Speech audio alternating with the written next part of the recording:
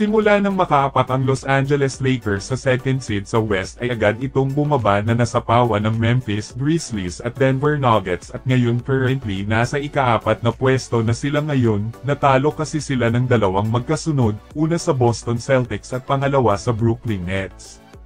At isa sa malaking dahilan kung bakit biglang nasa pang-4 sila dahil ang Lakers ngayon ay tinamaan ng injury problem, halos lahat sa kanila naging out sa laro, si Luka ay questionable din sa kanyang injury at sina Rui Hachimura at Jackson Hayes at ang nagbibigay sa kanila sa depensa na si Jared Vanderbilt ay nasa list din sa injury.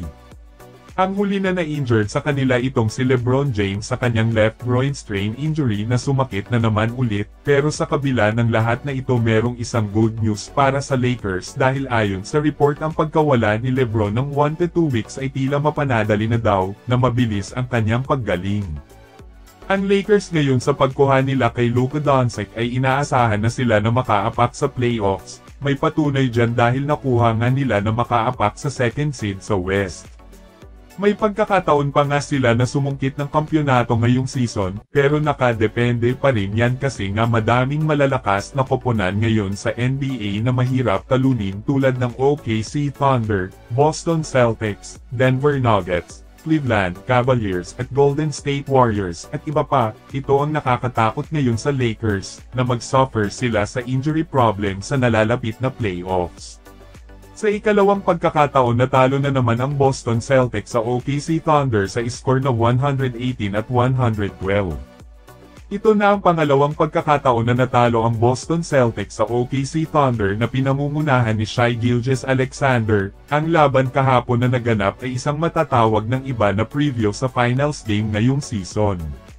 May pagkakataon kasi na ang defending champion na Boston at itong OKC Thunder ang magkakaharap sa finals. Ang OKC Thunder ay kasalukuyang nakahawak pa rin sa unahan ng Western Conference at tila hindi na ito mawawala sa pwesto, at ang Boston Celtics naman ay kasalukuyang nasa pangalawang pwesto sa Eastern Conference, at hindi pa rin nawawala sa kanila ang defending champion na hawak nila na may pagkakataon din na sumungkit sila ng back-to-back champion.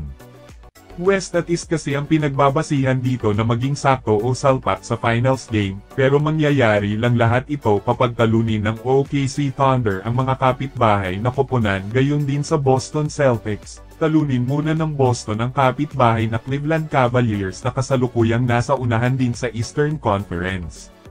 Kahapon sa naganap na laro ipinakita ng OKC Thunder ang kanilang lakas sa opensa at depensa, nalimitahan nila si Jaylen Brown na nakapagtala lamang ng 10 points, 5 rebounds at 2 assists, si Jason Tatum kahit na bumao ng 33 points, 8 rebounds at 8 assists pero hindi naging sapat yan para sa panalo.